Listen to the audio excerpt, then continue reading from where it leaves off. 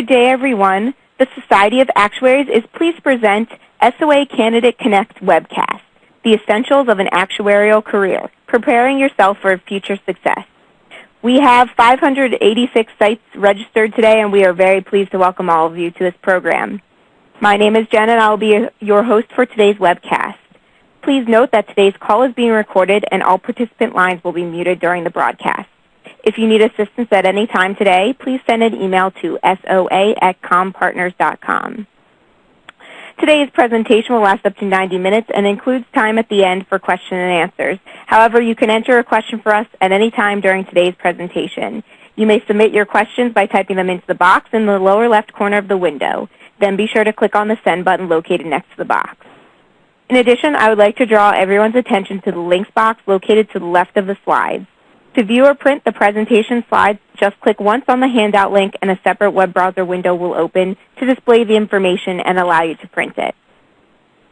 We would like to remind you that the SOA adheres to a strict antitrust policy. For more information on the SOA's antitrust policy, please visit the SOA website.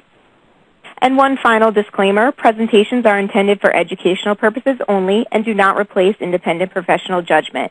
Statements of fact and opinions expressed are those of the participants individually and unless expressly stated to the contrary are not the opinion or position of the Society of Actuaries, its co-sponsors, or its committees. The Society of Actuaries does not endorse or approve and assumes no responsibility for the content, accuracy, or completeness of the information presented. Attendees should note that the sessions are audio recorded and may be published in various media, including print, audio, and video formats without further notice. And now it is my great pleasure to introduce today's moderator, Manojit Samantha, who will introduce the speakers. Manojit, welcome to the program. Thank you, Jen. Hey, everyone, and welcome to the SOA's first ever Candidate Connect webcast. This webcast is brought to you by the Society of Actuaries Candidate Connect group. It will go over some of the essential aspects of starting an actuarial career and how you can prepare yourself for future success. Before we go on, I would like to introduce myself and my involvement with the SOA so far. My name is Manojit Samantha, and I'll be your moderator for today's session. I'm currently completing my last semester at the University of Waterloo, majoring in actuarial science statistics. My first interactions with the SOA were probably very similar to all of yours. 2 months of rigorous math problems followed by a final 3 hours of more intense math problems. This all changed when I was lucky enough to be selected as UW's delegate to the SOA Centers of Actuarial Excellence Student Summit, where I got to learn about the variety of future initiatives that the SOA are planning for us, the candidates. The summit left a lasting impression on me, and I was intrigued to get involved. Back then, I was co-chairing the Actuarial Student National Association Convention, which is Canada's only national actuarial student conference. During this time, I played a key role in working with the SOA to design ASNA's case competition, and I got to learn more about the SOA as an organization through working with the SOA personnel. I expressed interest in volunteering with the SOA, and a few months later, I was invited to join the SOA Candidate Connect Advisory Group. And since then, I've been working with the advisory group to bring all of you relevant and useful content to help you kickstart your careers. So the agenda for today is fairly simple. We will start off with a quick overview of the Candidate Connect group and its upcoming initiatives. I will then hand you over to our panel of actuaries, Shelley Angeloni, who is an actuary at Milliman, Amber Lottie, who is an actuary at Mass Mutual Financial Group, and Erin Nagle, who is a product development team lead at Lincoln Financial Group. They will speak about their actuarial journey so far and provide valuable insights on how to begin building a successful career through a prepared set of questions. We will then hear from our SOA Education Committee member, Stuart Klugman, who will provide information about the various pathways to the SOA designations. And finally, we will conclude with an audience Q&A section where our experts will answer any questions that you submit throughout the webcast. Be aware that you can submit questions using the chat function in the lower left corner and will remain anonymous while asking them throughout.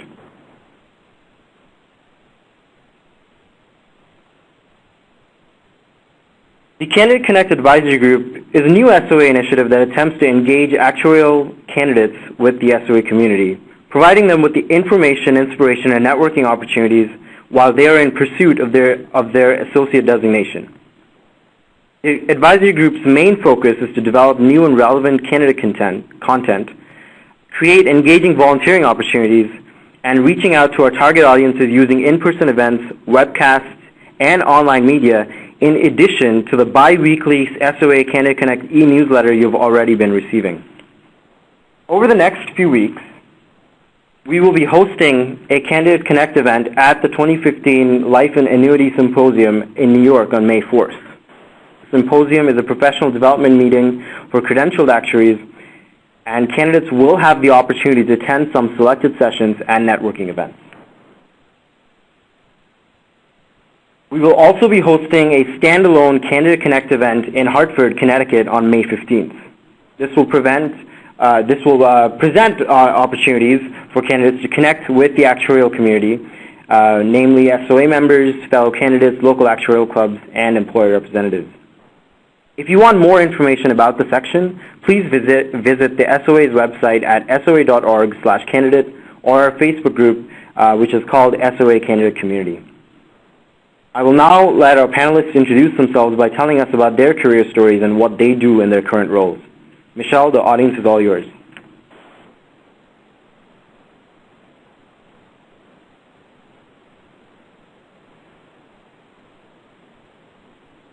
Hi, everyone. I am Shelley Angeloni, and I work as a health actuary at Milliman in our Hartford, Connecticut consulting practice. Milliman is an actuarial consulting firm, and we serve our clients in the health, property casualty, retirement, and life spaces, and we also offer a number of other products and solutions to our clients. I specifically work in the health consulting branch of Milliman, and I've been with the firm since graduating from the University of Connecticut back in May of 2010.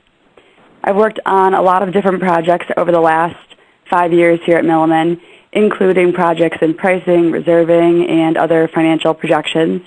The clients I've worked on have ranged from employers to insurance companies, pharmacy benefit managers, and they've spanned both the public and the private space. Definitely had a focus in the Medicare prescription drug pricing and bid development, where we've helped our clients price, prepare bids, and assess the financial impact of making certain changes to their Medicare prescription drug product. Also at Milliman, I've been heavily involved with the university recruiting here, where we've had the opportunity to go out and talk to other actuaries and students about the health consulting field and specifically what it's like to work here at Milliman. I got my fellowship from the Society of Actuaries back in December of 2012, which was a couple years after graduating from UConn. I was introduced to the actuarial profession back in high school when I attended a Be an Actuary for a Day presentation at one of the insurance companies in the area. They marketed the career choice as a good fit for those that like math and want to work in the business world, and this definitely piqued my interest. So I did a little more research, ended up applying to colleges that had actuarial science programs, and I joined the University of Connecticut's actuarial science program. While in college, I was heavily involved with the program, and since graduating, I've taught a couple of different actuarial courses at UConn, including loss models and probability. I'm actually currently on the probability exam committee, and where I've enjoyed volunteering and meeting with other actuaries. In terms of work experience, while in college, I had a couple different internships in both insurance and consulting and in property and casualty, health, and retirement. These experiences helped me to figure out what career path would be the best fit for me, and I eventually decided that working in the consulting environment and working in the health space was something that I enjoyed and wanted to continue on. I definitely find a lot of personal enjoyment from my career. It's challenging and interesting, and working in healthcare is something I've been able to attach personal meaning and relate to. The work that I've worked on is meaningful and impactful. It's tied to current events and what's happening in the news. And Milliman has definitely provided me with a great environment to grow and be challenged.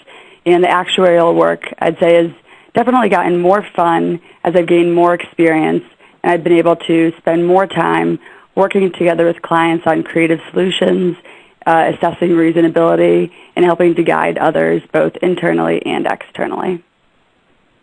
And now I will pass it off to Amber.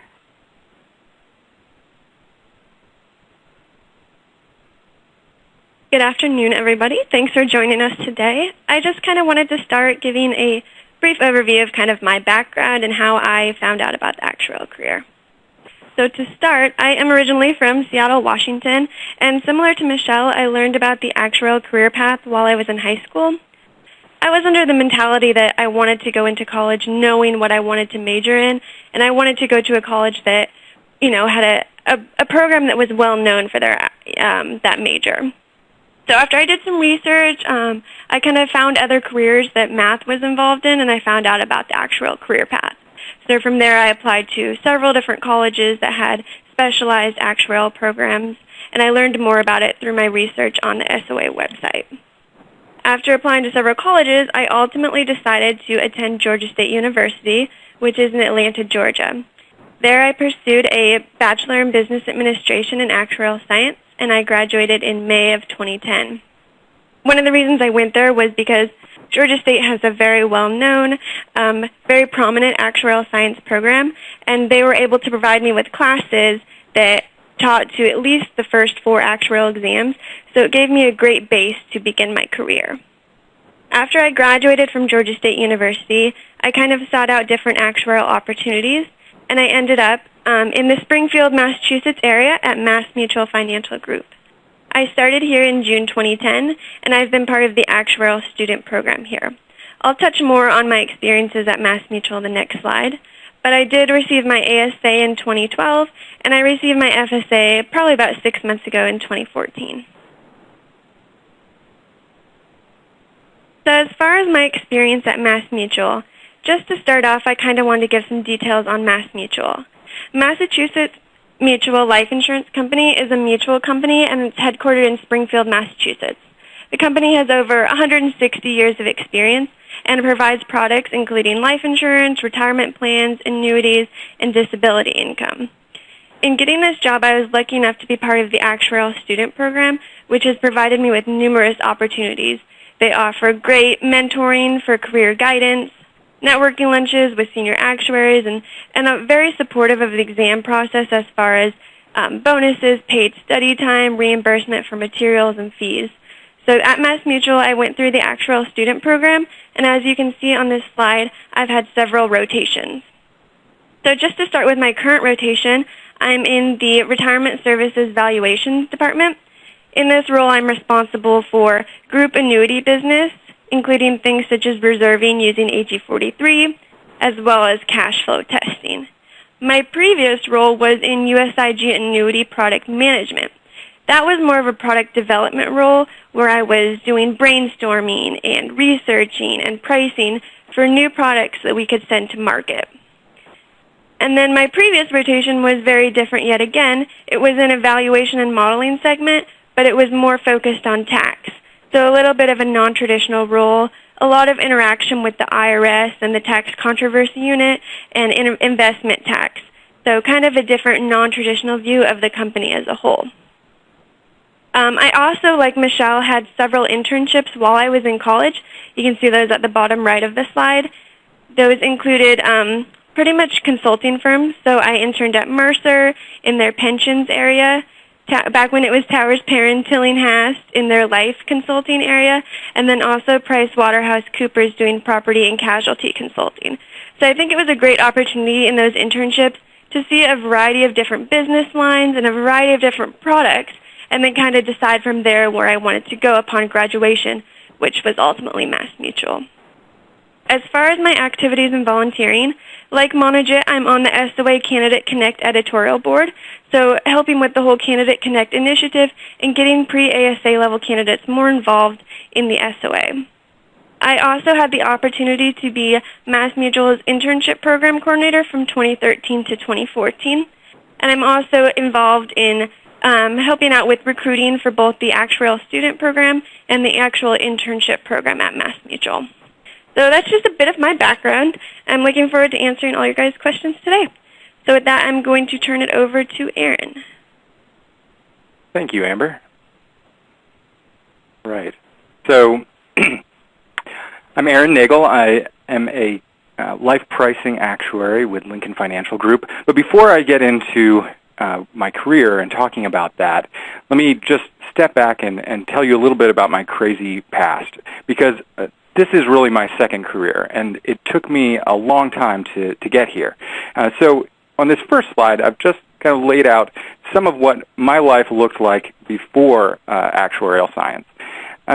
I was born on the East Coast, and my parents were hippies, so they had an old prison van that they've remodeled, and we drove across the country. We ended up in Canada, lived in Canada for a couple of years. I was homeschooled the whole time, and eventually we came back to the States, and I enrolled in community college at 15 and ended up with a 2-year degree by the time I was 18.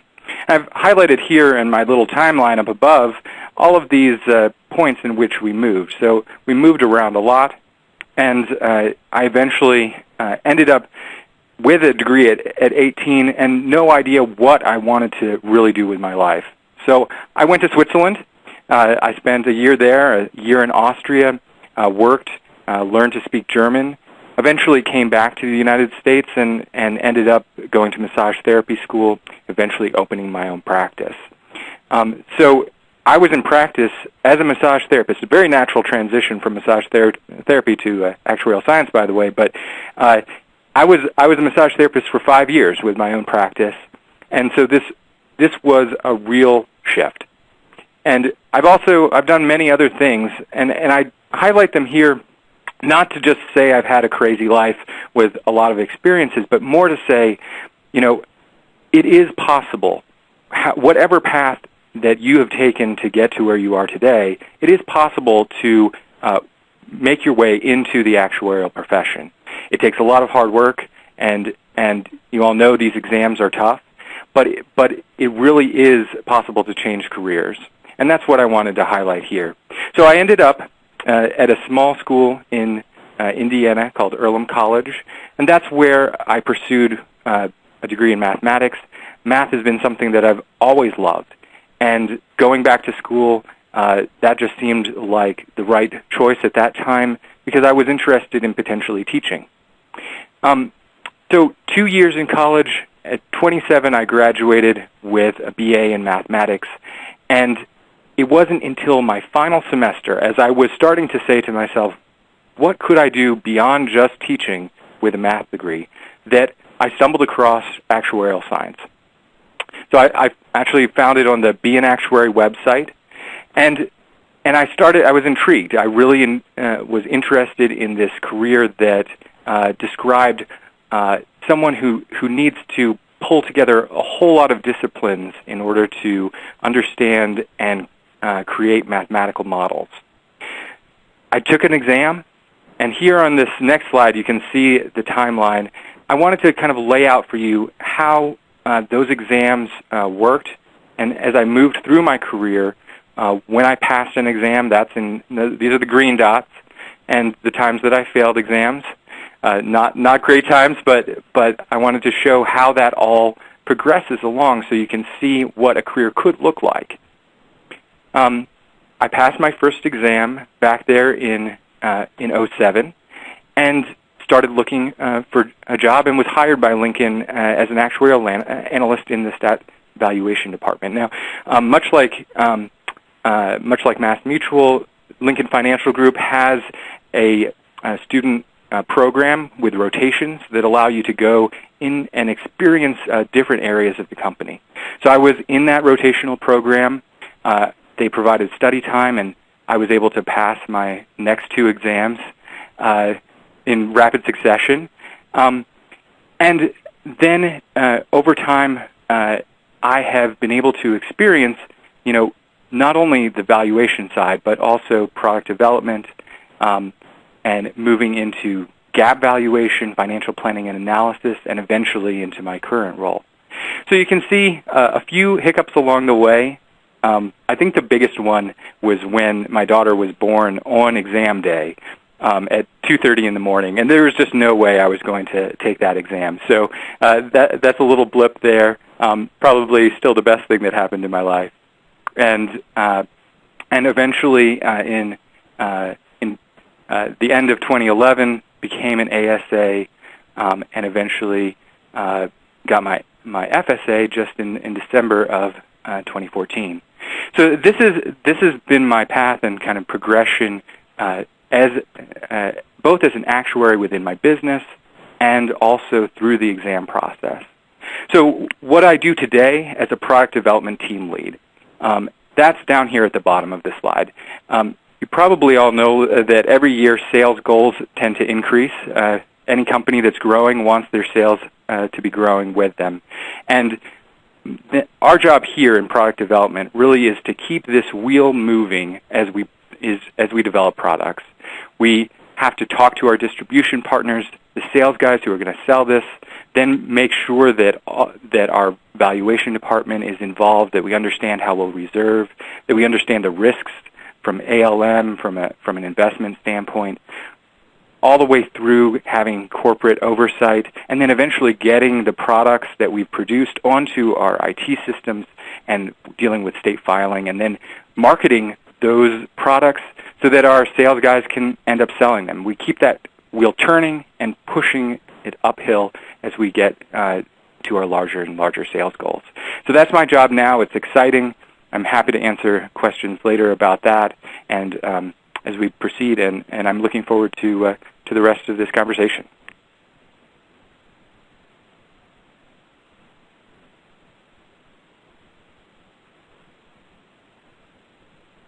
And with that, I'm going to turn it back over. Thank you, Erin. So now we move on to the prepared question section, where we're going to use a set of questions we've already prepared to get to know our panelists a bit better. So let's start off with something fun. Let's start off by defining what is an actuary. So the first question goes out to Amber, is how do you explain the actuarial profession to non-actuarial audiences?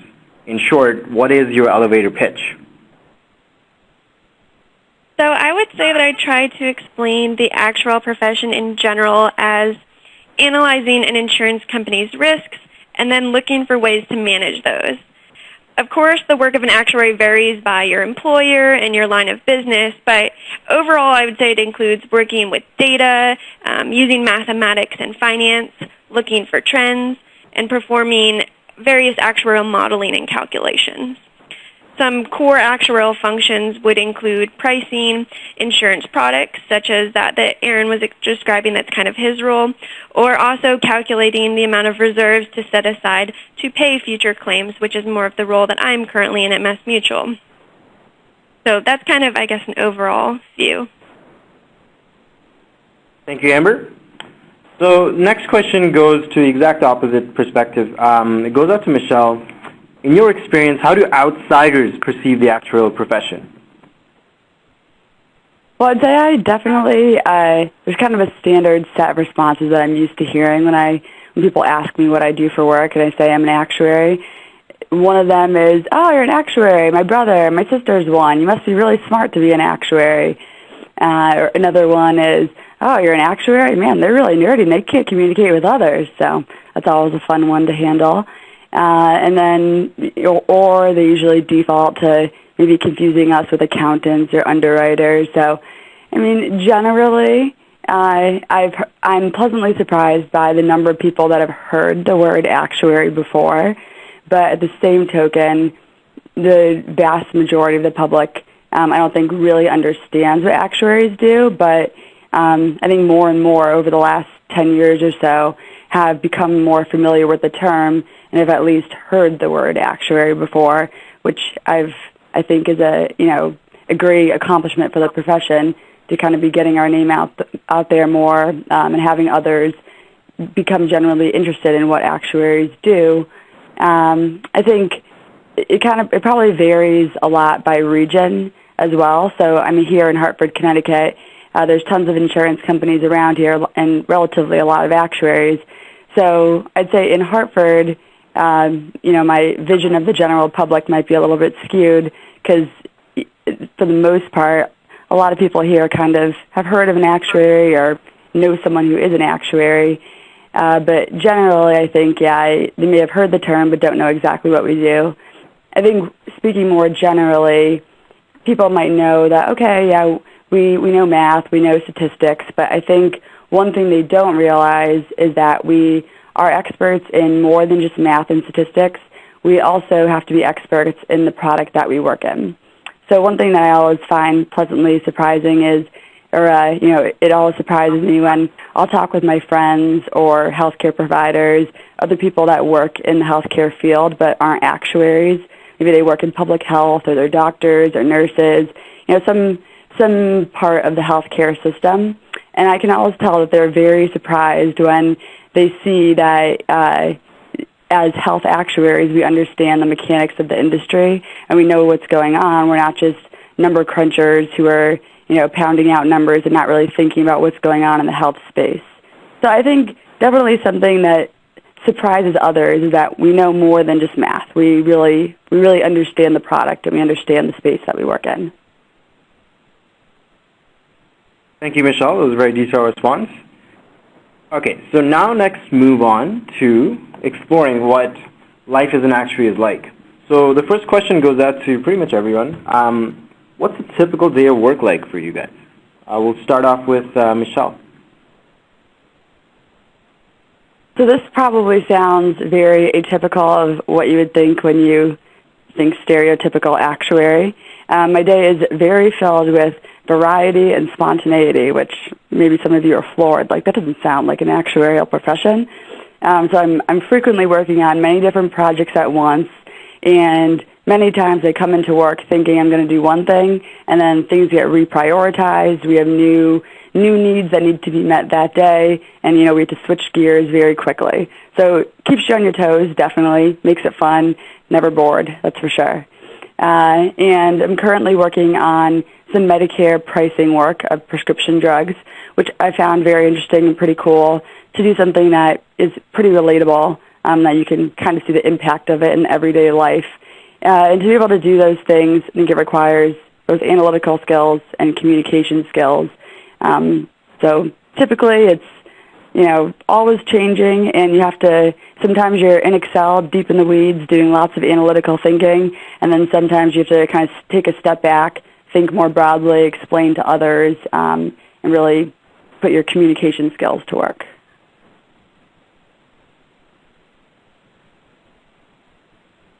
This is Erin. I would definitely echo what Michelle just said, that day-to-day can really vary. And, sometimes I'll have to dig in really into the details of our IT specs on a product, or be poking around inside of the database in our pricing model and updating formulas. And the next day, I'll be on a call with our sales folks, talking about competition in the marketplace, what are the product features that they need, really kind of macro level view. And then the next day I might be presenting to our senior management around our financial risk profile. So you have to shift from day to day, and a lot of times there are priorities that shift, and things pop up and you're doing something totally different. So I love that variety. It's certainly something that I enjoy in my job. So for me, I guess I would kind of agree and kind of echo the statements of the previous two.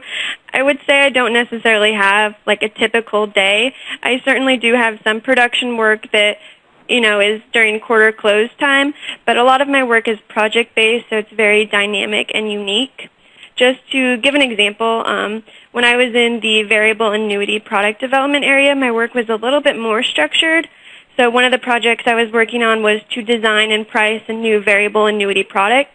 For that, my typical day involved a team huddle each morning where I was, it was about 15 minutes to discuss the plan for the day and what we'd like to achieve.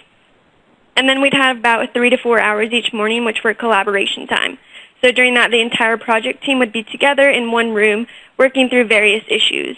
It could be a general agent coming to talk to the group about what they wanted at a product, or a lawyer coming to speak about potential regulatory issues with the product.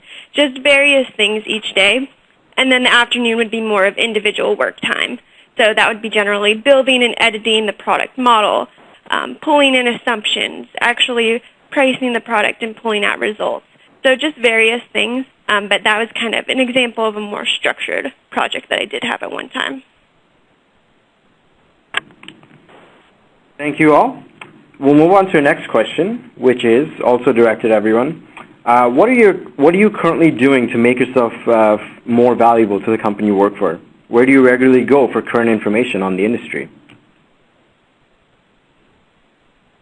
I can speak to this first. This is Michelle. I think that being a more valuable employee definitely takes a progression over the course of your career. So when I first started, I think I added the most value when I, learned different programming languages like SQL, SQL, or SAS, or Excel, and you really sharpen your analytical skills and become a stronger employee in that regard, develop your technical skills. But as my career has progressed, I've learned that now the most value is added as I expand my ability to think generally, understand the healthcare system, stay current, manage projects, learn how to prioritize, understand what's most important, and effectively communicate with others. So I think as your career progresses, you learn what to focus on and how you can add the most value. And I think that's not to say that at the beginning of your career you want to ignore those other softer skills. Those are also very, very important. I think it's just perhaps when I was adding the most value. In terms of staying current, one valuable thing I've found is that a lot of my colleagues and we often get together, do knowledge sharing and exchanges, or we will forward articles to each other to keep each other current for new current events in the healthcare industry. So I think a lot of my colleagues and we kind of bounce ideas off each other, communicate, forward articles, and that's been very helpful in making sure that we know what's going on in the healthcare industry and the latest trends. I would say the biggest thing to do to make yourself valuable is just get involved. For example, I'm volunteering for the SOA, but I'm also volunteering for numerous committees that are available at my company. And I think that volunteering and just putting yourself out there, it's really provided me with opportunities that I wouldn't have had otherwise. Things like even being a leader for MassMutual's Actuarial student program or the internship program, or the ability to be able to be a presenter at various gatherings and networking. I think just putting yourself out there and stepping out of your comfort zone helps a lot as far as getting you more opportunities. In relation to current information, there's so many resources out there between the SOA, SOA Webcast like this one, meetings. Also, another thing that I do is go to the Springfield and Hartford Actuaries Club meetings. They have them a couple times a year up here. So that's one very useful thing for this area. I'm sure that there's actuarial clubs in other parts of the country as well. But those are great things to go to and kind of stay up to date on what's going on in the industry and various actuarial topics. Absolutely. And I will say that the SOA webcasts are also a great way to keep up to date. That's certainly something that Lincoln often offers as continuing education opportunities for the actuaries here. As far as building skill sets and really increasing your value to the company, I think that Michelle and Amber really covered a lot there. I found a lot of development came from working with on a student board for the actuarial program that we have here. But beyond that, I found that I've moved into a board in our local community for the Arts Council, and then also just working with other Lincoln employees in other areas of the company with some of our business resource groups, and getting to know people outside of the actuarial career here has really helped build that network and allowed me to then go and know who I need to talk to. When there's a question about a new product feature, and then I have someone at my fingertips. Maybe we can check in with this person in IT, or maybe we should talk to the underwriters here, and I know somebody I can reach out to. So having that network really adds value, especially now at this point in my career. But that network was developed over the course of my career, even before you could say it was directly applicable to my day-to-day job. Thank you, everyone. Moving on to the next question. So it also goes out to everyone. What is it that you do as an actuary that gives you the most satisfaction? What do you like or don't like about your job? This is Michelle again. So I think the things that I love about my career is that it has allowed me the opportunity to teach and communicate with others, whether I'm working internally with some of the individuals that might be helping on a certain project or communicating with clients to work together to come up with new creative solutions. So the ability to communicate with others, I think, is something that maybe I didn't expect as much when I was, chose this career early in life, beginning of college or high school. But now it's progressed, and I've learned that communication skills are extremely important as an actuary, and that, if you enjoy doing that, there are a lot of opportunities to build upon those. Some of the other things I've enjoyed are I genuinely am interested in working in the healthcare field, so that brings me a lot of interest. I also, working as an actuary, it's definitely not just a science. It can be an art. So there's still freedom to think creatively and think of new ways to tackle something, not just, repeating a process that has already been established. So there's definitely the ability to think creatively and think about new, fresh ways to do things. I also really enjoy that there are many times where I am very challenged at work, where I'll leave work and think, wow, that was a good day. I did a lot of good thinking today. That was some hard stuff we did. And those are the days where I leave work and I think, man, this is part of the reason why I picked this career. It's because I'm definitely never bored at work, and it forces me to, continue to be challenged in the same way that you're challenged by your math classes or the difficult classes in college or elsewhere in life where, something about a good challenge makes it fun. Being that I work in consulting, there are definitely times where I'm working longer hours on certain projects or certain times of year. But at the same token, I found a lot of, it can be very professionally rewarding, and I experience a great sense of ownership in my work when I'm, really owning certain projects and working to accomplish goals that we've set forth. I would say that one of the things I like most is how diverse the opportunities for actuaries are. Not only are those traditional opportunities that you hear about, pricing, reserving, that sort of thing, but there are so many other non-traditional areas where actuaries can get involved in and add value using their skill set. They have those math skills, the technical skills, the business knowledge that they can really add to so many other areas as well. For example, at MassMutual, we have actuaries in areas like strategy, enterprise risk management, even a new area for big data. And I think it's really valuable to have those interactions with non-actuaries where we can each add our unique value to the work. Whether that's working with agents or marketing or underwriting, each group kind of has a unique skill set, and it's very beneficial to each other to be able to work together well. Additionally, I would kind of say the same sort of thing as Michelle as far as it being challenging, very different work. It's always very dynamic, and you're always doing something new that's very enjoyable. I think that I love a challenge, and the last thing I want to be doing is sitting at my desk doing boring work that's the same day after day. And it's definitely not that. It's definitely challenging. It's diverse. It's just very enjoyable, the type of things that we get to be involved in. And you're always learning something new. So I think it's nice to be able to learn from those around you, whether those be actuaries or non-actuaries, and just add to that skill set. That's well said, Amber. I mean, I think that to your point, that it can be really different from day to day. If you want to, you could sit back and do the same thing every day. I think that's possible. But what I really enjoy is seeking out the ways that things can be improved upon and changed. And I view my role in particular now, it's like a giant puzzle. But the pieces of that puzzle, some of them are financial, some of them are regulatory, some of them are IT systems and what they'll handle, some of them are what our sales force is demanding, or just people's time and corporate politics and how that all fits together.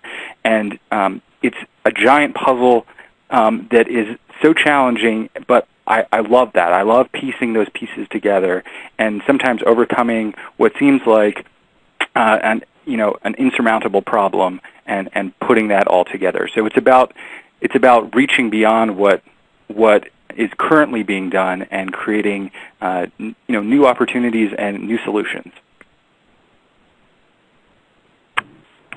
Thank you all for the wonderful responses. So now let's look at a different facet of the profession. Let's look at the opportunity and what kind of opportunities actuaries can look forward to in the coming years. So the first question goes out to Erin. What's your opinion on the career outlook for actuaries? Is the profession growing or changing? Well, I think it really is growing. I think that our future as actuaries can be really bright, but we have to be able to effectively communicate. And I think this is something that both, Amber and Michelle talked about already. Being able to communicate effectively with business leaders, especially outside of the actuarial department and even outside of the insurance industry as a whole, because I think that we need to be able to define ourselves beyond just being good at math or having knowledge of insurance. We have to say, look, you can have a statistician who can analyze your data. You can have an accountant tell you where your money is going. You can have a lawyer interpret state regulations. But the actuary is the one who can take those pieces and build a financial plan that leverages the data and that analyzes future risk and creates probable cash flows, and does that all within the state regulatory framework so that you wind up with a profitable product. So we are financial engineers who turn all of these kind of financial pieces or spare parts into a sleek and powerful financial product. And so that's where I think the key comes back to, is being able to communicate that ability and that skill set effectively and brand ourselves as those financial engineers so that people outside of the insurance industry can really identify with that and see how we could fit into their organizations so that we can grow as a profession beyond where we've been before. Thank you, Erin. That was a great response. So the next question goes out to Amber. What are the industry trends you've seen in your area? What are the challenges and opportunities that you feel actuaries face as leaders in business? So as far as industry trends, I'm in the life and annuity industry, so this will probably be different than, say, those in the pension or the healthcare field. But speaking to my personal experience, I would say one trend is the move to principles-based reserving. In general, actuaries are moving away from those formulaic regulations and to things that allow for more actuarial judgment. Additionally, I would say an industry trend that I've seen would be towards simplifying products. So several years ago, we saw the expansion of variable annuities with living guarantees and several other very complicated product designs. Rather than become even more complicated and add new features, nowadays it seems like companies are kind of moving back the other direction and moving towards more simplified product offerings that the customers are able to better understand. The general customer doesn't have a ton of life insurance or annuity experience and exposure, so it's very difficult for them to understand these products with these very complicated features. So moving that back to something where they're able to understand what it is and kind of make the right decision for what they should purchase is kind of the way it's moving. And then as far as the challenges and opportunities, I would kind of just echo what you've heard multiple times already throughout this webcast, and that would be communication skills. I do think it's notable that all three of us have kind of brought this up at some point already, but I think it's general thought that other professionals or specialties may have stronger communication skills than actuaries, and that can sometimes lead to actuaries being underutilized. I think the next step is to really establish the profession as a very well-rounded profession and show that, yes, our technical skills, our math skills, our finance skills are very strong, but we're strong in other ways too, and show that through our verbal and our written communication. Thank you, Amber. So next question is fairly open-ended and is directed to Erin. What will actuaries be doing in the next 10 years that they aren't doing today? Feel free to use any science fiction analogies if you have them.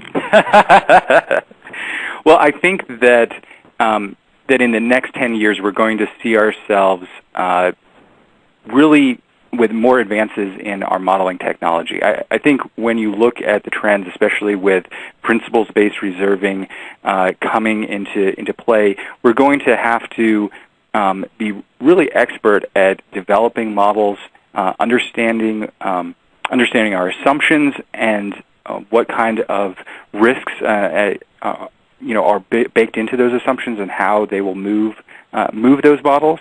And so I think that we'll be moving, kind of taking the next step. We've already taken a step away from being just the pencil pushers who crunched a bunch of numbers on paper, and now we crunch a lot of numbers with our computers.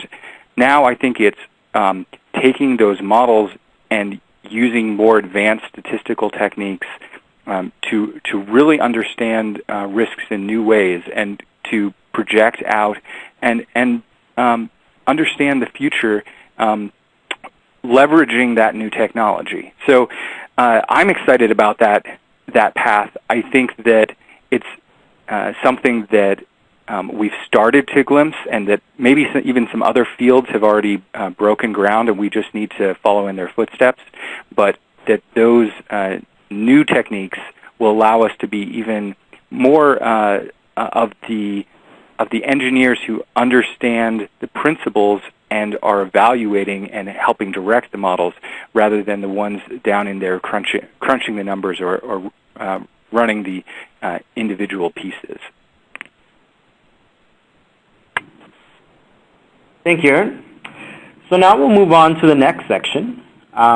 This is more directed exactly to the audience in terms of what they can do to get through some of the challenges they face in the examination structure. So the first one goes out to Michelle. What was your learning strategy while going through, I guess, the pre-ASA exams in this case? What was your exam study? What was your exam study schedule balance like while you were in school and while also you were in work? And what were some recommended resources that you had? So I guess first I want to emphasize that there are a lot of different ways to effectively study and accomplish the end goal, which, we all want to get through the exams, as fun as they are, The end is nice as well. So, what worked for your friend might not work for you, and even across exams. What worked on your first couple of exams might not work on the later exams, as they, after the pre-ASA and post-ASA exams are structured a bit differently. For me personally, I can speak to what I've done, and I think the best piece of advice I can give is ask a lot of different people what they've done to create effective plans of studying, and then try different methods out until you kind of figure out the best method for you. For me, one thing I always put a lot of emphasis into was planning out my study schedule, figuring out, all right, there's this many chapters in this study manual guide I'm going to use. I want to get through it, a month or so before the exam date, and figure out how many chapters I need to go through each week. So I would always plan out my study schedule pretty thoroughly.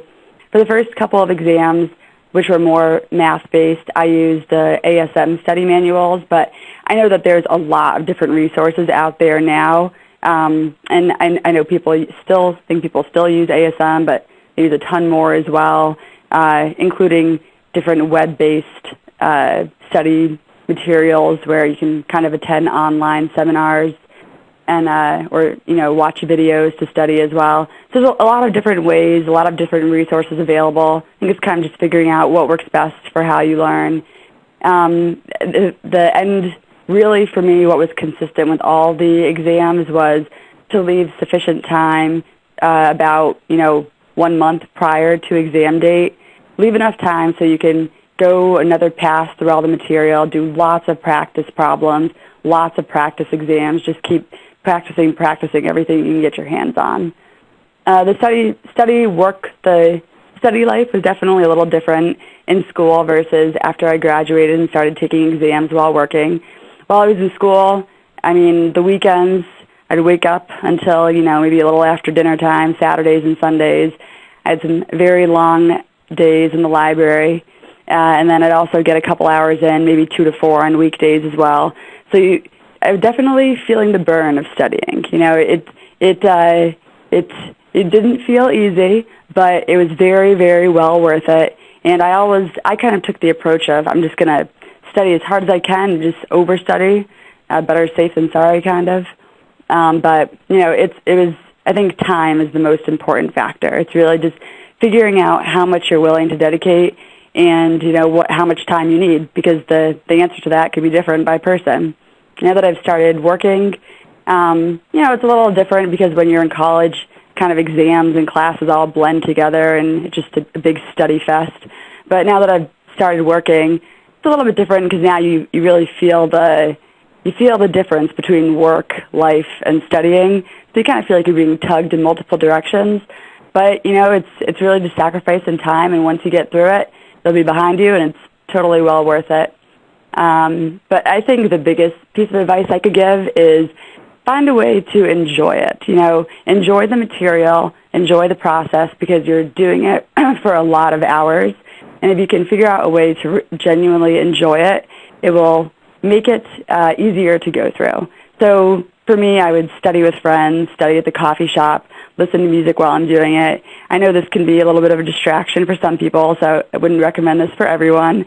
But, figure out a way that you can get through the study process and enjoy it, because it'll make it a lot more, it'll make it a lot easier to get through. Thank you, Michelle. So next question's directed at Erin. You mentioned earlier in your presentation that you weren't always successful with the actuarial exams, but now you're an FSA. So, looking back, what did you learn from the mistakes you made, I guess, and how did you go about with your new approach? What did you do that was different from the time you weren't successful? Sure. Well, I think just to say too that these exams are you spend so much time, as Michelle mentioned. That, you put in a lot of hours, 300-400 hours of study, and to not pass an exam can sometimes be really disheartening. But what I will say is that I think the most important thing is, when you get that result and it's not what you were really hoping for, you sit down and map out what were the areas that I really struggled on in that exam. And what I found pretty consistently was that the areas that I struggled were those peripheral areas of material. So in general, I think I had the core material pretty solidly in hand, but it was those peripheral elements, things that I hadn't spent a lot of time on. But I think that it's very clear to me that just because a topic hasn't been tested heavily in the past doesn't mean that it's not going to be not going to be on the exam when you sit down to take it. So it's about getting the core materials, but don't set aside those peripherals and just ignore them. Make sure that you have a handle on them, and then you even think about how could this piece that doesn't seem to be related to the core of the materials, how could it be fit in? What's a scenario where that might happen? So think about the context and bring those in. And once you have a handle on that, I found that I was able to sit down the next time and made sure that I really did understand those peripheral materials and then pass the exam. Thank you, Erin. So the next question goes out to Amber. What can you share about your internships? Any advice for getting an internship or how to make the most of it? Yes, so as I mentioned in my introduction, I interned at 3 different consulting firms: Mercer, doing pensions consulting; Towers, Watson now, doing life consulting; and PricewaterhouseCoopers, doing property and casualty consulting. I guess overall, I just think the internships were an excellent opportunity to get me kind of a preview of the work that I'd be involved in at several different lines of business. And so it was really helpful for helping me make a decision on which path I wanted to pursue upon graduation. I'm sure there's some of you out there that aren't that far in the exams yet or even in college, and I guess I would say still apply. I actually got my first internship through on-campus recruiting at Georgia State University, and I had no exams, and I actually hadn't even started my actuarial classes in college yet. I remember one of the interview questions was, tell me about your favorite actuarial science class you've taken. And I literally hadn't taken any to that point. So just never give up hope, even, despite your background. I think there's no harm in applying to internships and at least interviewing. You get that experience to meet actuaries, you get to learn about what other actuaries do, and you might end up with an internship. And I think it's very valuable for candidates to at least try to get one or more internships before graduation. It can give you a good taste of the work actuaries do and the products in different fields, and also just even that experience working in a corporate environment that some individuals haven't had ever before. So I did get my internships through on-campus recruiting at my university, but there's other resources as well. And then I would say once you get the internship, one of the most powerful things to do is network.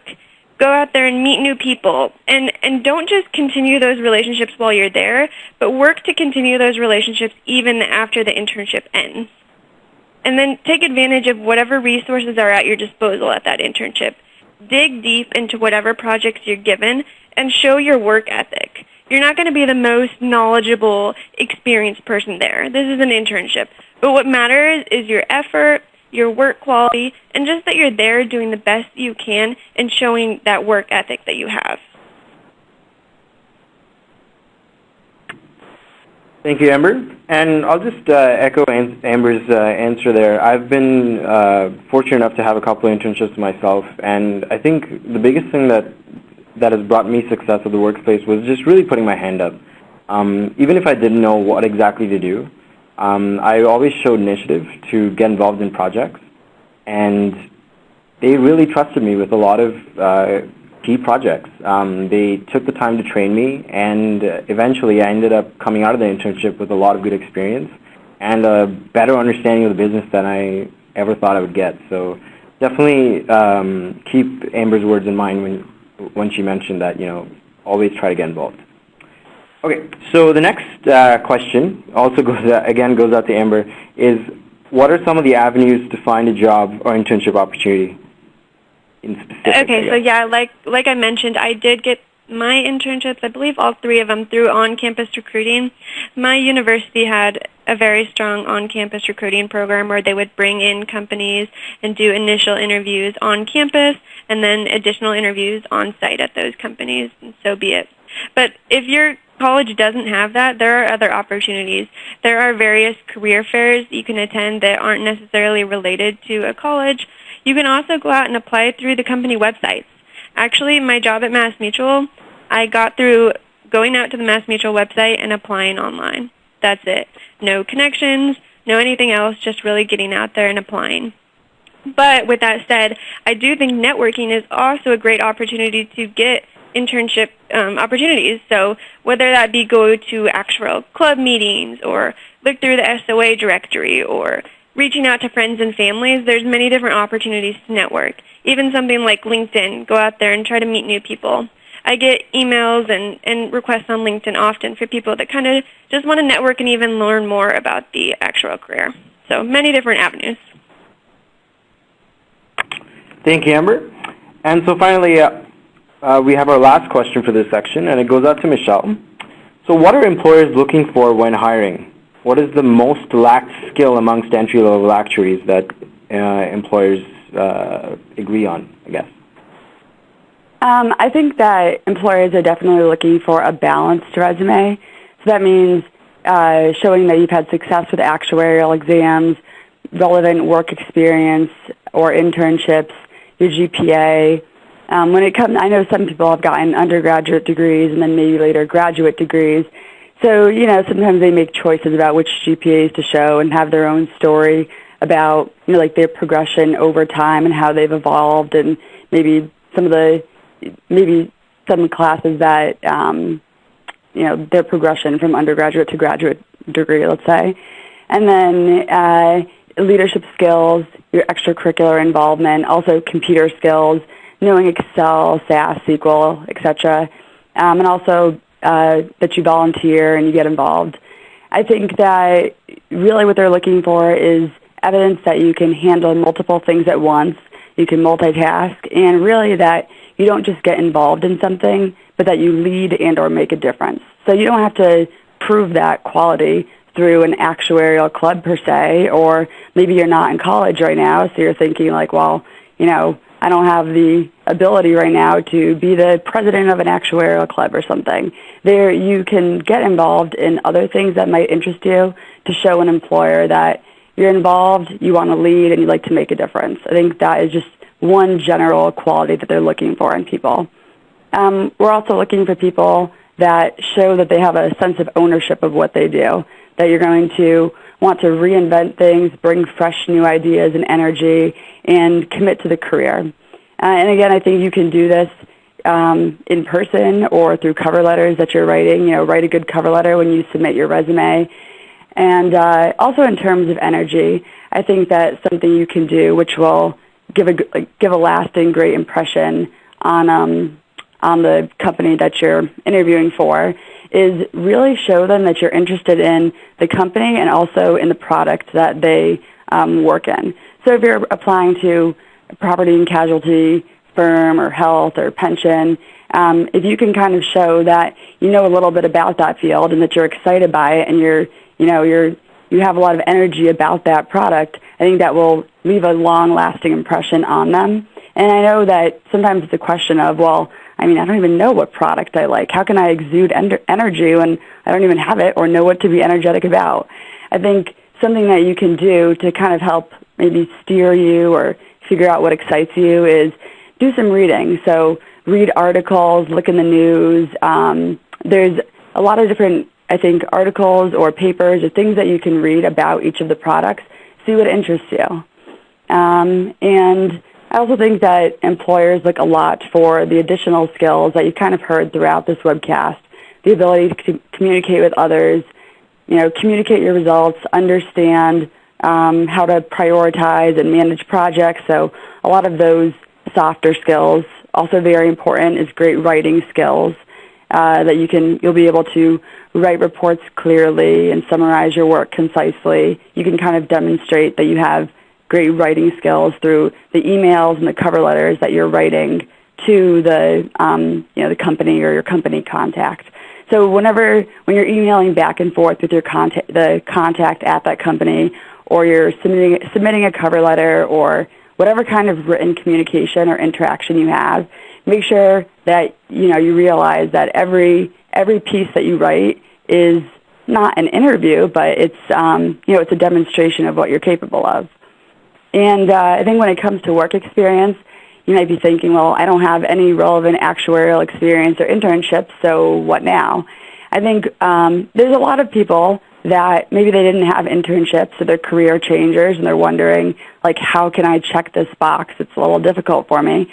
I think what you can do in that regard is I've actually know a lot of people that have put the SOA directory to great use, and they have scheduled meetings, in-person meetings or over-the-phone meetings with different actuaries that are in the directory, and they'll reach out to them and say, oh, I'm interested, here's a little bit about me, here's my resume, would you be willing to maybe set up some time to talk to me?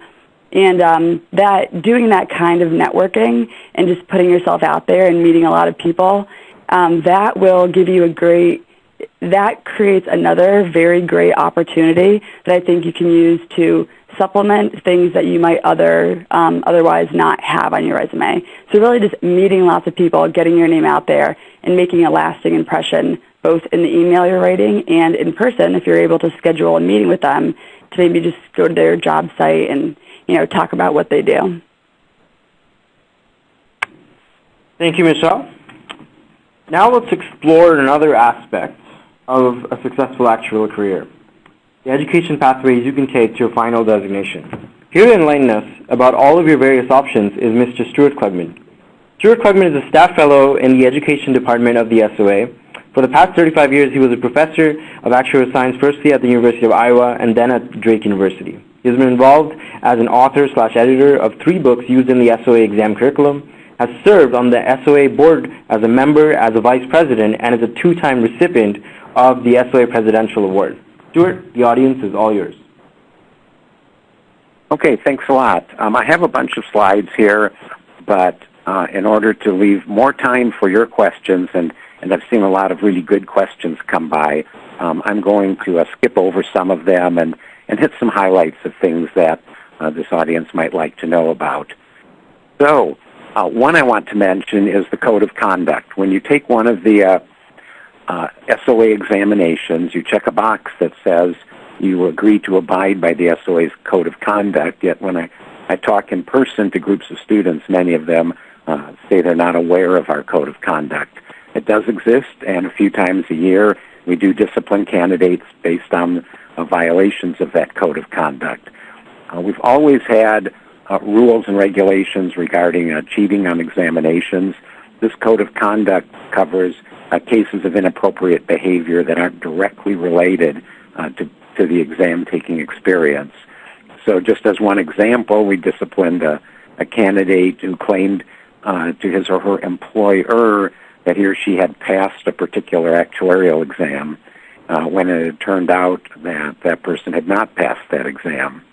And so for falsifying their resume, we found that to be a violation of the Code of Conduct and enacted appropriate discipline upon that candidate. Many of you are probably familiar with this diagram. Mentions the things you have to do for the ASA designation, 5 examinations in the middle, the validation by educational experience subjects at the bottom, and the fundamentals of actuarial practice online course at the top, all culminated in the associateship professionalism course, where you cover, in particular, the members' code of conduct and standards of practice.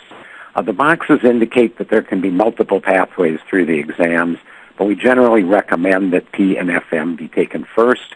They provide the bare bones mathematics that you need to do everything else, covering the probability and financial math that's critical to what follows. The other 3 can be done pretty much in any order, as well as the VEE subjects. Often candidates take the FAP course last, partly because it's a bit more expensive, and partly because it does draw to some degree on all of the material that's come previously. We've been engaged in a variety of candidate support activities, some of them fairly recently. Exam performance feedback started last year. Now when you take a computer-based multiple choice test, and if you fail, you do get a high-level indication of the topics on which you performed poorly, as well as the ones on which you did well, or there's a third category of where you did okay. So for each of a handful of topic areas, you get your performance graded into 3 categories, and that might help as you prepare for the next attempt at that particular exam. For P and FM, we've produced online sample exams, which are available and to some degree replicate the CBT experience. It's not identical to what you do when you go to the Prometric Test Center for a computer-based test, but it's similar, and it does present a randomized set of questions for you to practice on. Of course, Candidate Connect, is part of that is what we're doing now. There's also the Explorer map, which I'll have a picture of in a moment, and I'll talk about a couple of other things as well. Feedback, I've already mentioned. I should note that with this, because the MLC exam has a written answer component, for that one, candidates receive a score on each of their written answer questions to tell them how they did, somewhat relative to the other candidates. Explorer Map actually goes along well with something the panelists mentioned. It's a way to find out where actuaries are who are either near you or near a place where you might like to be. So you could focus on a geographical location and identify actuaries and maybe more important, companies that employ actuaries that would give you some target companies that you might choose to put in an application with or inquire about opportunities for internships or full-time jobs. You may have come across a proposal for the FM-MFE exam. It's a couple of years out, maybe 1 year, maybe 2 years. We're going to be moving some material around, taking the derivatives material off of FM and moving it to MFE, and taking off some of the high-end material on MFE to keep the scope of that exam reasonable.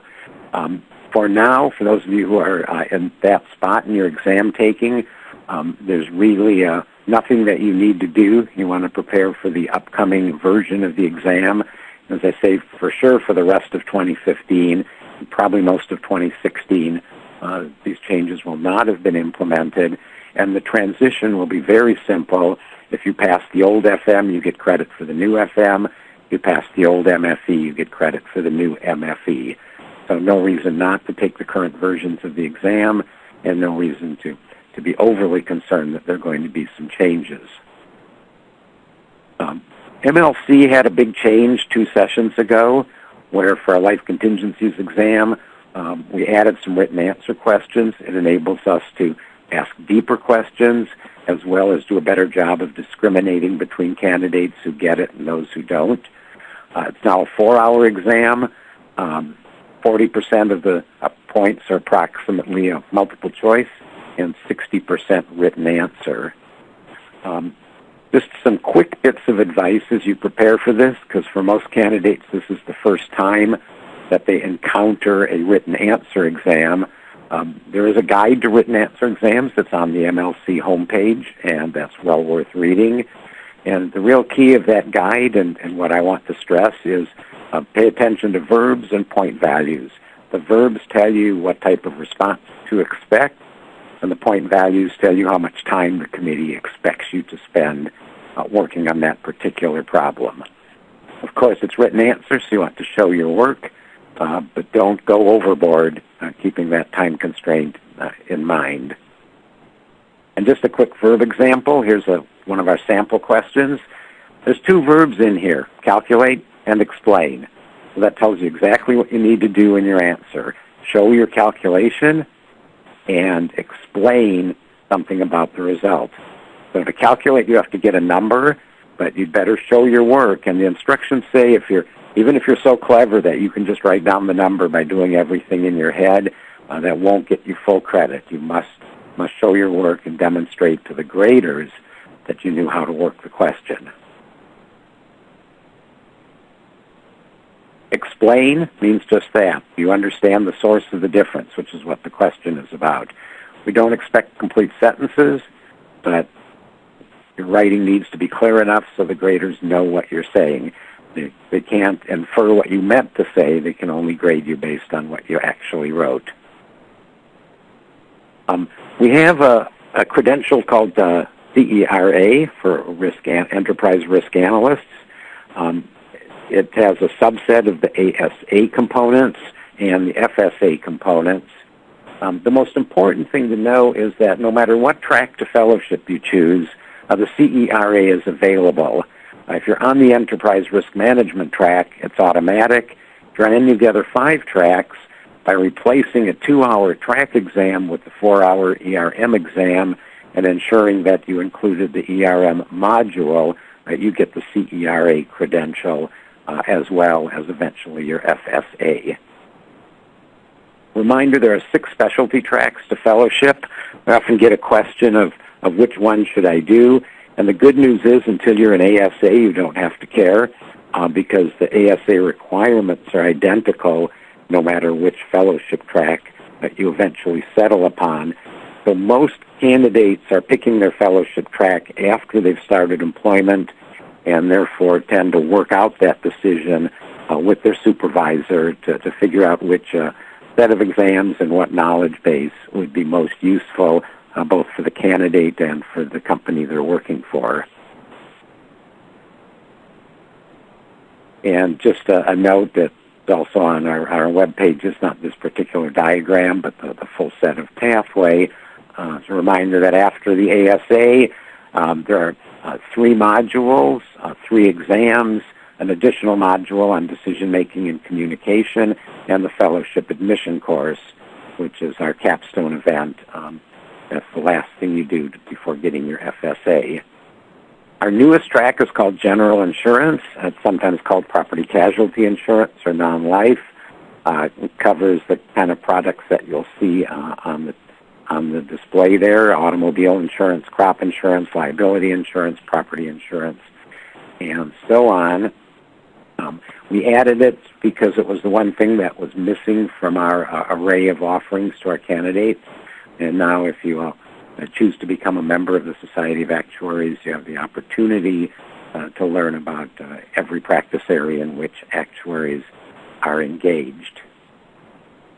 It's similar to our other 5 tracks, and I'll leave it at that. The diagram is very colorful, but essentially points out that it's what we do for fellowship everywhere else. There is one additional exam at the top that we don't do in other tracks called Introduction to General Insurance, a 1.5-hour multiple choice test.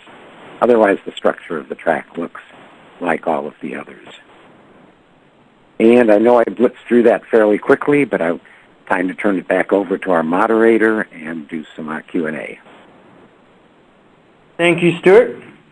Okay, so now we'll be taking questions submitted by the audience. Remember to submit any questions you have, and remember that you will remain anonymous while asking these questions.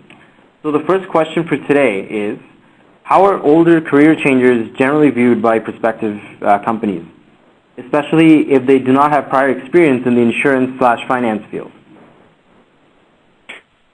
Well, I'm gonna jump in and take that one as a career changer. I think that the main thing to keep in mind here is what has your prior experience provided to you? What kind of skill sets have they developed in you that you can share with the company? So you have to try to put yourself in the company's shoes and say, what are they really interested in?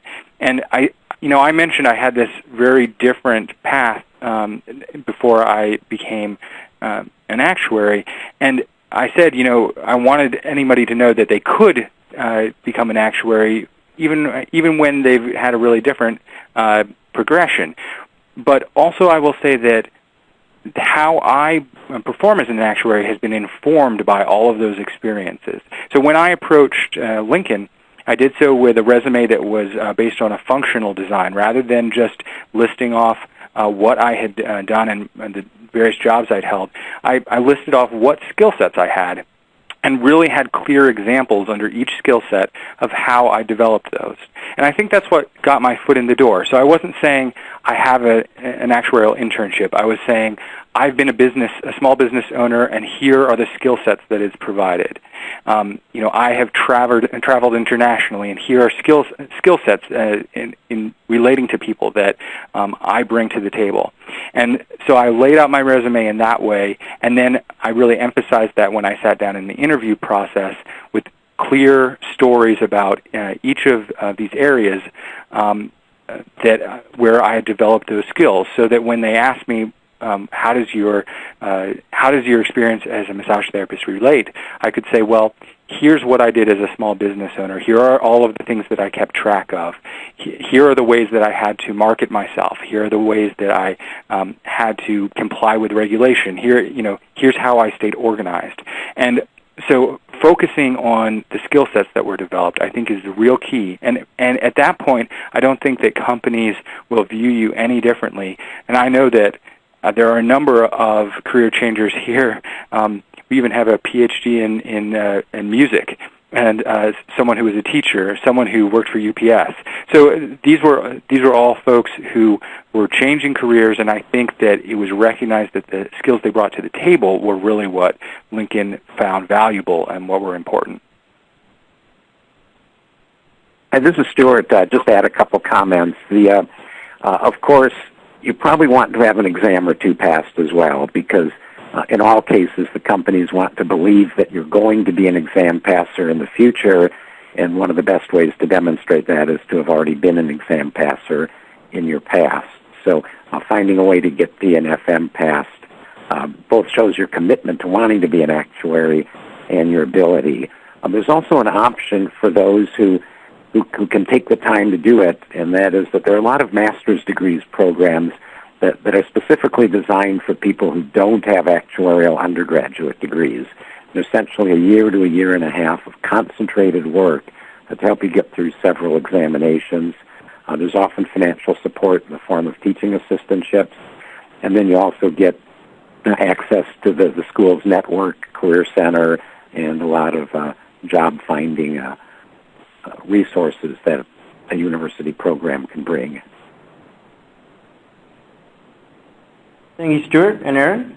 So the next question is, are too many exams and no relevant internship experience a concern for employers? Hi, this is Michelle. I can answer that. So I actually graduated from college, close to ASA. So I definitely had this question as well when I was leaving school and kind of had that concern thinking, man, does someone really out there think that someone who's studying around the clock and working really, really hard, think that could work against them? I think, long story short, what people, and kind of like what I talked about earlier, is recruiters are kind of looking for balance, that you're able to handle a lot, that you're intelligent, that you have good communication skills, you're hard workers. So with that being said, I think showing the ability to pass exams and having some kind of work experience might be viewed more favorably by some recruiters than having a ton of internships and no exams, or the reverse, a ton of exams and no internships. So I think, in general, balance is probably a point to aspire to. But with that being said, a lot of it is by circumstance. So what your story was to becoming an actuary, what your experiences were. I think if you can network and achieve as much balance as possible and really just try to put yourself out there and meet lots of people, that you'll create a good position for yourself. This is Amber. I just kind of wanted to echo what Michelle said. I agree. I mean, I don't think, at least at my company, I know that we're not going to not hire someone because they have too many exams. I overall view it as a good thing. You've showed that initiative. You've showed that you have the intelligence to get through the exams quickly. And I also think that, of course, the company is going to want you done through those exams as soon as possible. That's less study time. That's less resources that has to go to paying and supporting you through the exams, and more time that can be spent on your learning and on the work and on your actuarial career. So I think it's a good thing to get through as many exams as you can in college. Of course, that's a personal opinion, and I know some companies do only want you through so many exams before you graduate, but I know that's not the case, at least at my company.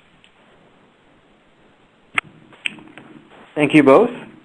So the third question is, will there be more feedback provided for pre-ASA exams in the future to help students gauge exactly what they got wrong? Hi, this is Stuart.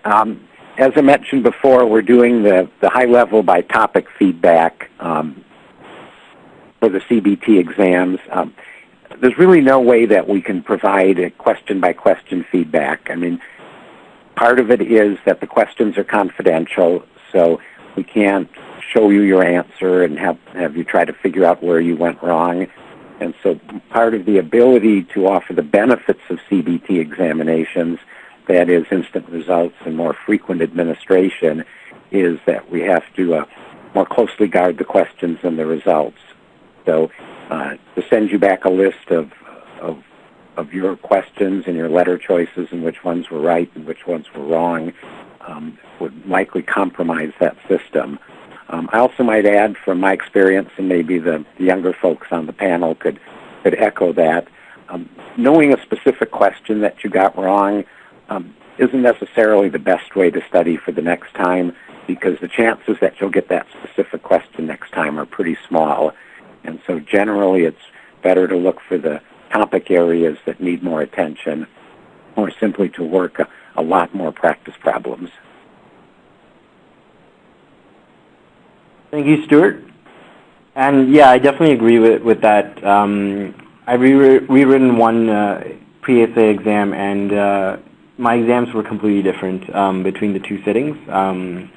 And it also really depends on your mindset and preparation as well. Some questions that you might have found hard the first time, you might not find as hard the second time. So it really depends on how much preparation you put in each of the sittings.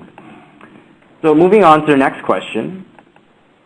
Do you have any suggested, and this is open to everyone, do you have any suggested way to choose which part of the actuarial industry you want to work for? Choices being life, P&C, pensions, and health. And in addition, which of these fields, in your opinion, is more mathematical in nature or more business-oriented? This is Amber. So as I explained to you guys, I had several internships in different industries, life, property and casualty, and pensions. So I had kind of a unique viewpoint in that I was able to see 3 different segments before I graduated and kind of choose from there. But of course, that's not always the case. That's why I think it's helpful to kind of get any internships you can, and then you at least get a real-life viewpoint into one of those industries. And then as far as the other industries, you can do researching, you can read articles, you can kind of look on the SOA website and see what's out there. And then like Michelle mentioned earlier, I think it's also beneficial to talk to other people, network, whether it's through the SOA directory or through family and friends, or whatever way you can. Get out there and talk to different actuaries, learn about what they do, and then, kind of decide from there. And then the second part of that was which is mathematical. So they're all kind of mathematical, but in their own way. My FSA track was the investment track, which I think is certainly more mathematical and calculation intensive than, say, the life and annuity track. As far as the fields, life insurance is obviously more long-tailed versus property and casualty is more short-term, like car insurance that's renewed every year versus life insurance that could last 30-plus years. So just different aspects of the products make it mathematical, but in different ways.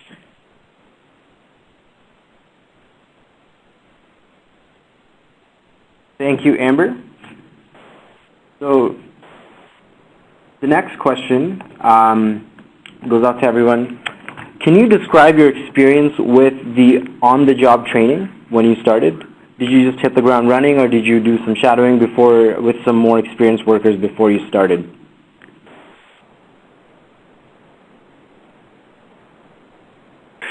So this is Erin. I think that the on-the-job training, we have a rotational program. So I would say each time you rotate into a new position, you're going to spend time getting up to speed, and that typically looks like some basic projects that you might get a lot of guidance on, but also looking at how you actually tie in to the rest of the organization. So I know a couple of my managers would have presentations that they had developed already to say, here's what we do in our department, here's how it connects into other departments, here are the places where you need to learn how to interface with finance, or you need to understand how how our distribution sells our products. So you have to learn the connections. And so typically, for me at least, the on-the-job training was part hands-on for a specific project, and then part asking me to go and do some research and really get up to speed on how the department functioned. And this is Michelle. I would also add that I think during the time when you're going through training and you're just starting a new job, I think if you can kind of demonstrate the ability to self-teach, a lot is available on the internet, surprisingly. If you need help with Excel, there's a lot of different resources out there. So I think kind of being able to prove that you can self-teach, research things, and even come up with new solutions or new ideas goes a long way with employers as well. Thank you, Michelle and Erin. Okay, so we only have time for one more question, so this will be, unfortunately, the last question of the session. And it goes out to everyone. Is there enough demand in the entry-level job market to account for the supply of graduates and career changers? If there isn't, how would you suggest each candidate set themselves apart from the competition?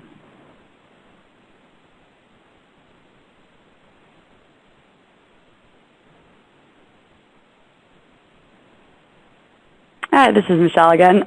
I think that the field is definitely growing. I've seen a lot of people joining the actuarial field, a lot of them getting positions as well. So I think the field is growing. There are a lot of positions, a lot of interest in it. And in addition to that, I think more roles are opening up where the skills that actuaries bring to the table are becoming very valuable, even outside of the traditional actuarial roles. So I think the actuarial role is getting more prominent. There's a lot of positions, and it's growing, but also I think potentially our value is being seen in expanding to other things as well. In terms of setting yourself apart, I think it's really kind of showing that you have both the analytical technical skills and the ability to communicate and write effectively. So kind of showing that you have the balance between technical and the soft skills, will go a long way and really set yourself apart from maybe some of the other resumes coming across. Hi, this is Stuart. There's been some ups and downs over the decades in actuarial supply and demand, and we're definitely at a time right now when supply is exceeding demand, and so it's definitely the case that you do have to stand out. Not everyone who wants to be an actuary will get to be an actuary. You just need a complete portfolio of things that make you look like the kind of person they will hire.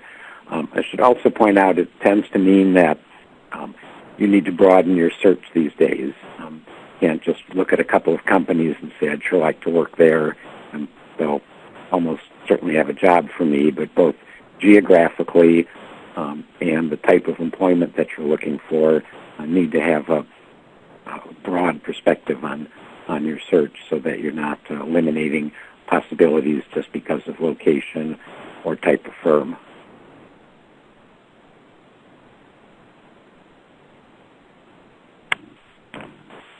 Okay, I think we have to wrap up now. Unfortunately, that is all the time we have today. We've had a lot of questions, and if we didn't get to yours, we apologize, but we have run out of time. So first of all, I would like to thank our actuaries, Amber, Michelle, Erin, and Stuart. Thank you so much for your time and insights. I'm sure the audience took away a lot from your presentations. Finally, I would like to conclude by thanking all of you who attended today. Before you all head out, I would like to remind you to fill out the feedback survey so we can design our upcoming content based on your feedback and be more useful and for your needs. Have a good day, everyone, and I will now pass you on to Jen. Thank you so much, Manojit. Before everyone leaves today's webcast, we would like you to take a moment to provide your feedback on this session via the webcast evaluation. You'll see a link to the evaluation as link number 2 in the links box on the left-hand side of the screen. Please take a moment now to give us your feedback on the program, and remember to click on Submit when you've completed that to send us the responses. Your comments and suggestions are very important to us, and they help us to provide you with this kind of quality programming. Thank you for your participation in today's webcast. We hope to see you here again soon. Today's program is copyright 2015 by the Society of Actuaries with all rights reserved. This concludes today's program. Thank you. You may now disconnect.